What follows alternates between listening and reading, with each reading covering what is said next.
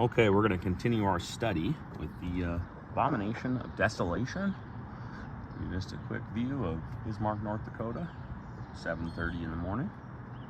Not even 7:30, 7:15 in the morning. But we're going to dive right in. Last episode, movie, we did a lot of Daniel 7 and Matthew 24. Again, you'll see like Mark 14. I saw night visions, and behold, one like the Son of Man with clouds, heaven, and came to the Ancient of Days, and they brought him near before him. And there was given him dominion and glory and a kingdom, that all people, nations, and languages should serve him. And his dominion is an everlasting dominion which shall not pass away, and his kingdom that which should not be destroyed. And then we got the interpretation of the beast. We basically found out that there's 4 earthly, worldly systems, and the 4th one is going to have 10 kings rise out of it. And out of those 10 kings, there is one. He's the little horn, I believe. And so we did chapter 7, chapter 8. You're going to see that this he-goat, therefore the he-goat waxed very great, and when he was strong, the great horn was broken, for it came up 4 notable ones toward the 4 winds of heaven. And one of them came forth a little horn, which waxed exceedingly great toward the south, and toward the east, toward the pleasant land. And it waxed great even to the host of heaven, and it cast down some of the host and the stars to the ground, and stamped on them. Yea, he magnified himself, even to the prince of the host, and by him the daily sacrifice was taken away, and the place of his sanctuary was cast down. And an host was given him against the daily sacrifice by reason of transgression. And it cast down the truth to the ground, and it practiced and prospered. Then I heard one saint speaking, and another saint said unto the certain saint which spake, How long shall be the vision concerning the daily sacrifice and the transgression of desolation, to give both the sanctuary and the host to be trodden under foot? And he said unto me, Unto 2,300 days. Then shall the sanctuary be cleansed. Daniel was very afraid after that.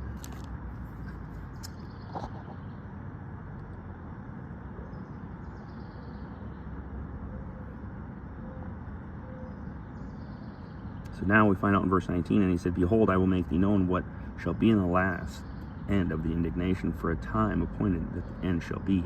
The ram which thou sawest, having 2 horns, are the kings of Media and Persia. And the rough goat is the king of Grecia, and the great horn that is between his eyes is the first king.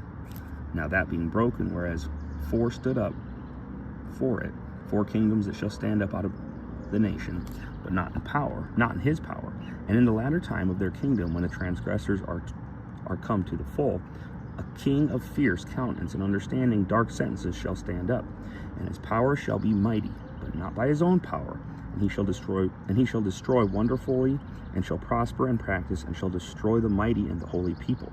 And through his policy also shall he cause craft to prosper in his hand.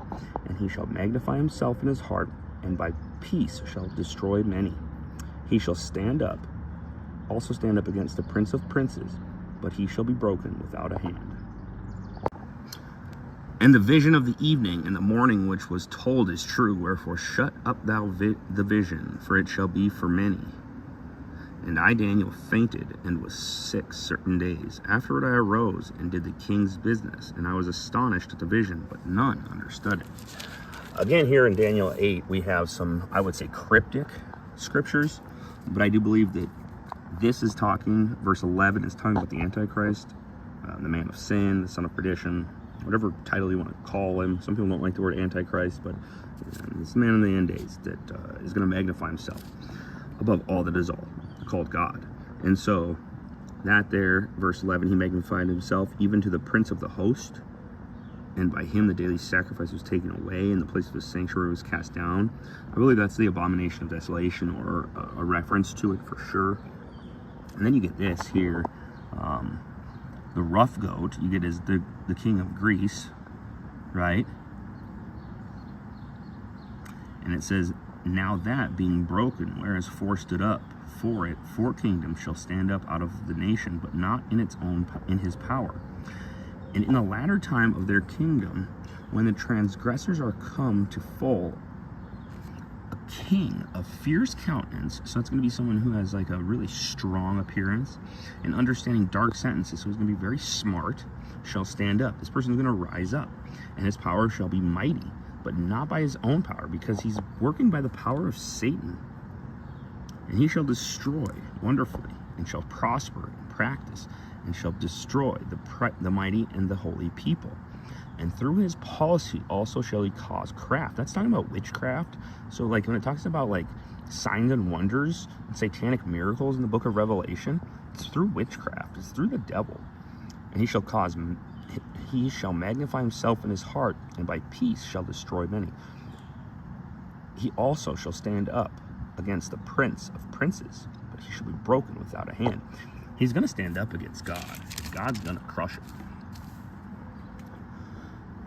And then now we're going to get into Daniel 9, vision of the 70 weeks.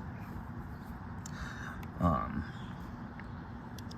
sake of this, I'm going to skip down to verse 20.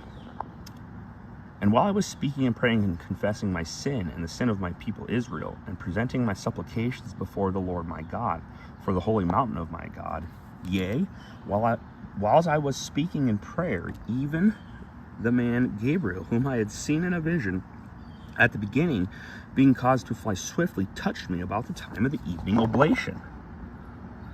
And he informed me and talked with me and said, O Daniel, I am now come forth to give thee skill and understanding. At the beginning of my supplications the commandment came forth, and I am come to thee to show thee, for thou art greatly beloved. Therefore understand the matter and consider the vision. 70 weeks are determined upon thy people and upon thy holy city, to finish the transgression, and to make an end of sins, and to make reconciliation for iniquity, and to bring in everlasting righteousness, and to seal up the vision and prophecy, and to anoint the most holy. Now, therefore, and understand that from the goings forth of the commandment to restore and to build Jerusalem unto the Messiah, the Prince, shall be 7 weeks, and 62 weeks. The street shall be built again, and the wall, even in troublous times. After 62 weeks shall Messiah be cut off, but not for himself, and the people of the Prince shall destroy the city and the sanctuary, and the end thereof shall be with a flood. And unto the end of the war desolations are determined. And he shall confirm the covenant with many for 1 week. And in the midst of that week he shall cause the sacrifice and the oblation to cease, and for the overspreading of the abominations he shall make it desolate, even until the consummation, and that determined shall be poured upon the desolate. Okay, so we have a lot going on here, but clearly this is a reference to the 70 weeks. And biblical understanding, almost all people are in agreement here that the 70 weeks equals 490 years. So have all scholars, both Christian and Jewish, agree that this is referring to a period of 490 years, because 1 week is equal to 1 year. So 70 times 7 would be 490, hence 490 years. Below are biblical examples of this teaching. Genesis 29:27, fulfill her week, and I will give thee also for the service which thou shalt serve with me yet 7 other years. So there you go, 1 week, 7 years. And then 40 days I have appointed thee each day for a year. So there was 40 years that Ezekiel is being talked about in the house of Judah. And so those are 2 different examples. I'll give you a precedent for this. The first 7 weeks is 49 years. This is the time from the commandment until the finishing and restoring the building of Jerusalem. This time seems to have begun around 450 BC, either when King Cyrus, Darius, or Artaxerxes had the temple rebuilt. It is possible that Cyrus and Darius only stated this to be done, but it didn't actually start until Nehemiah started the project under King Artaxerxes. Only God knows the exact timing, but I am only using the Bible to make the dates and not dates to make the Bible. So in Ezra 6 it says, and the elders of the Jews builded, and they prospered through the prophesying of Haggai the prophet. and Zechariah the son of Iddu. And they builded and finished it according to the commandment of God of Israel, and according to the commandment of Cyrus and Darius and Artaxerxes, king of Persia. So that's where you have the commandment coming in. And then the next is going to be the 62 weeks.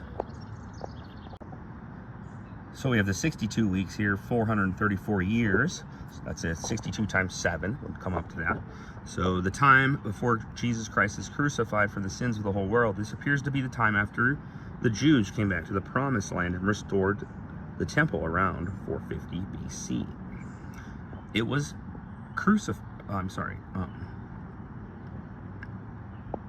if Jesus was crucified or cut off around 33 AD, this would add up perfectly.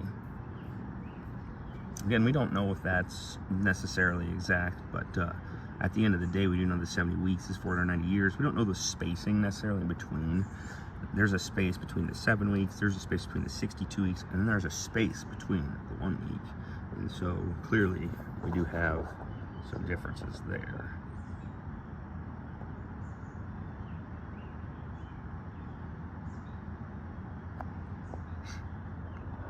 Okay, 1 week, 7 years, the final period of the time before Jesus is finished pouring out his wrath to those that accepted lies and rejected the truth of the gospel of Christ. These same people had pleasure in their sins, more than turning from those sins and false beliefs to the truth, which is only found in Jesus Christ and his gospel. And so again, we have this abomination. He makes it desolate, right? Daniel 10 is going to be about the vision of the glory of God.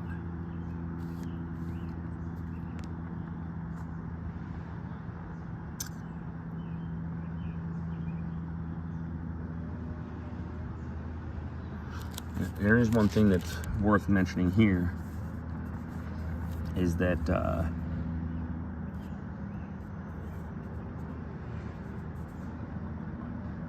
fasted for 3 weeks. During that time, there was an angelic war going on between the Prince of Persia and Michael the Archangel for those 21 days. Very interesting parallel, very interesting correlation. Again, chapter 11 is very deep in Daniel, and I'll be honest, there's just a lot of things that I don't understand as far as chapter 11 goes.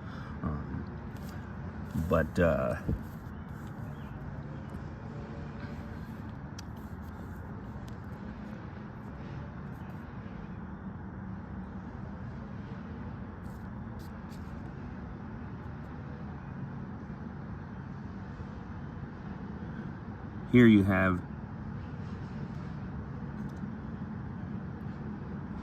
then shall stand up in his estate a raiser of taxes in the glory of the kingdom, but within a few days he shall be destroyed, neither in anger nor in battle. And in his estate shall stand up a vile person, to whom they shall not give the honor of the kingdom, but they shall come in peaceably and obtain the kingdom by flatteries. You're seeing a deception again that's happening. Again, this seems to be through the Antichrist and his system. And with the arms of a flood shall there be an overflow from before him, and shall be broken, yea, also the prince of the covenant. And after the league made with them as a treaty, a covenant made with them, he shall work deceitfully, for he shall come up and shall become strong with small people. At the end of the day, we don't know who exactly this is going to be, but this is someone who has high-ranking power in this world. And so again, we have, and arms shall stand on his part, and shall pollute the sanctuary of strength, and shall take away the daily sacrifice, and shall place the abomination that make desolate. Again, that's the abomination of desolation. That's what Jesus says. When you see this person, understand that your time is nigh. Look up, for your redemption is coming near.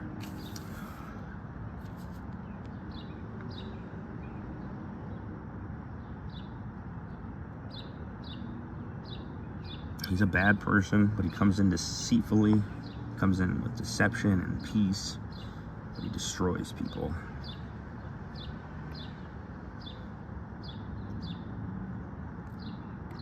At the end of the day, there is a time, though, and it says, you will get rest. Blessed is he that waiteth and cometh through the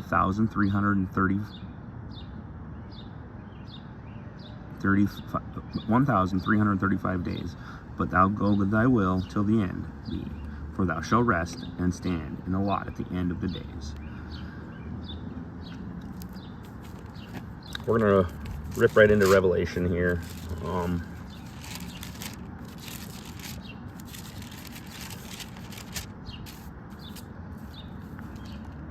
Revelation 13, I stood up on the sand of the sea and saw a beast rise up out of the sea, having 7 heads and 10 horns, and upon his horns 10 crowns, and upon his head the names of blasphemy.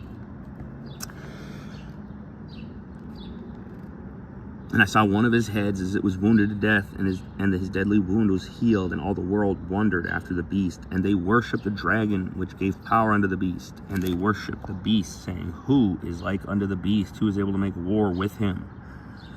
And there was given him a mouth, speaking great things and blasphemies, and power was given him to continue 42 months.